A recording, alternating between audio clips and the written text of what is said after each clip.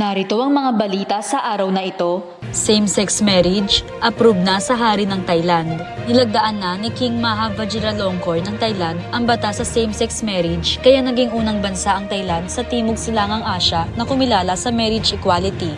Inaprubahan ng parlamento ang batas noong Hunyo at magkakabisa ito sa loob ng 120 araw kung saan inaasahang magaganap ang mga unang kasal sa Enero. Pangatlong lugar ang Thailand sa Asya na nagpapahintulot ng same-sex marriage, kasunod ng Taiwan at Nepal. Ginagamit ng batas ang mga gender-neutral na termino at nagbibigay ng karapatan sa pag-aampon at mana para sa same-sex couples. Ito ang pagtatapos ng mga taong kampanya para sa marriage equality sa Thailand, isang bansang kilala sa pagtanggap ng LGBTQ community na may malakas na suporta mula sa publiko para sa marriage equality. Ngayon naman ay dumako tayo sa balitang showbiz. K-pop boy group na 17, balik Pinas sa 2025. Babalik uli sa Pinas ang kilalang Korean boy group na 17 sa Enero 2025 para sa kanilang Right Here World Tour. Inanunsyo ng K-pop boy group sa kanilang Weverse account ang patungkol sa gaganapin nilang concert sa bansa na gagawin sa Bulacan mula January 18 hanggang 19, 2025.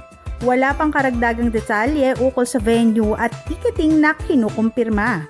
Matatandaang noong July sinabi ng 17 na nalalapit na ang world tour nilang pinamagatang Right Here na magsisimula sa October sa South Korea at magkakaroon ng mga stops sa Asia at United States.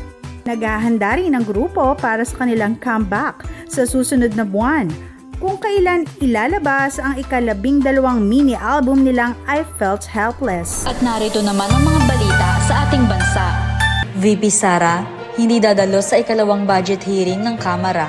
Ipinabatid ni Vice Presidente Sara Duterte sa Kamara na hindi siya dadalo sa mga susunod na investigasyon kadikit ng maling paggamit ng budget ng Department of Education sa ilalim ng kanyang pamamahala.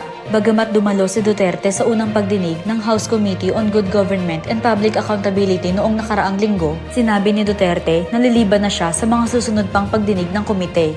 Binatikos din ni Duterte ang House of Representatives dahil sa sinasabing maling paggamit ng kanilang karapatan na magsagawa ng mga investigasyon.